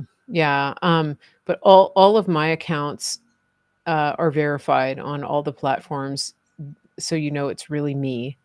And I did change my handle on X. It's at Mary Grace Show now, which would be great if I could do that to all my things, but we'll figure that out. Go to my website, guys, if you want to find any of my channels. It's very easy to go there and find everything at marygracemedia.com. That's the easiest way to find it. Also, to get on my mailing list, you can go there at marygracemedia.com. I did want to remind everybody, please support the affiliate partners that we have. And then also, some people may not know this, but I am doing a collaboration with Dr. Sean Baker, the carnivore doctor. He wrote the book, The Carnivore Diet, and he is a big advocate for MAHA, and he is also an advocate for reversing chronic disease, for changing your health through diet and lifestyle, primarily through the carnivore diet, but also through clean eating and getting ultra processed foods out of your life. We do a show together every other week, and we're going to be together this coming Friday at 5 p.m. Eastern. And it's a fun collaboration, kind of conversational style, like I do here with Dave. And that series is called Healing America and Beyond, with Mary Grace and Dr. Sean Baker. It's very exciting because it's a space that I'm very interested in. And I wanted to let everybody know that we do send out notification through the email list of those shows. And again, you can go to marygracemedia.com to get notified of that. It's basically every other Friday that we do that. And it's exciting. And if you don't follow him, I recommend that you do, because he's got a great Instagram. He basically eats meat and makes fun of vegans. You have to go to his Instagram to see what I'm talking about. He does the reaction videos where he has this giant steak, because he's a big guy. He looks like the Incredible Hulk, and he just sits there cutting meat with a giant, looks like a scimitar, and eating steaks. And then he just kind of watches as people make foolish statements about health issues that they don't know anything about. He doesn't even say anything. He just watches them. So It's like a 30-second video. But he's, you know, he's a veteran. He was a military surgeon. He's highly accomplished and very smart. But his videos are really funny. It's sort of like this meathead, literal meathead, eating meat and just kind of letting people trip over themselves while he eats his steak. Um, have you seen his videos? No, Yeah, see, you're already laughing. they sound good. Yeah. So, okay, we're not doing a Q&A. Somebody asked a question on the Facebook, but you can always write to Dave. And I think that's good. I'll be doing a Q&A on my Supernatural Saturday. I do my own live stream, Supernatural Saturday, once Yes. a month. It is the second Saturday Okay. of every month at 1 p.m. Eastern on Telegram. And if you want to jump on my Telegram channel and get in there, and I do question and answer for 2 hours. Oh, Ask me awesome. whatever question you want, and I answer questions. So, Okay, there you go. So the person on Facebook that has a question for Dave about Q, you got to go to Telegram. you gotta Sorry. get on Telegram. And the way you just said sorry, you sounded Canadian. Are you Canadian? No. Are you a Close. closet Canadian? I'm not a Canadian. Okay. Wisconsin. Wisconsin. Okay, well, that's close to Canada. That's right across the lake. So yeah, you got some influences, I'm just saying. All right. I think that's it. It's always fun to talk to Dave. Now we're getting into the little banter part of the conversation. Hey, do you want to give a plug for Denise, the artist, your wife? Oh, yes. We Hey, haven't done that in a while. Denise put a new painting up on her website. What's yesterday? She uploaded it. Yeah, Denise is a very talented artist. If you like modern art, Denise is trained in classical art, She is. and so her technique. She's really good. She's really good. And she's so You know talented. what? She does all the book covers too. She does. Let me get the right link. Let's see. Oh, you know what? I'm in the wrong channel. Let's close that. And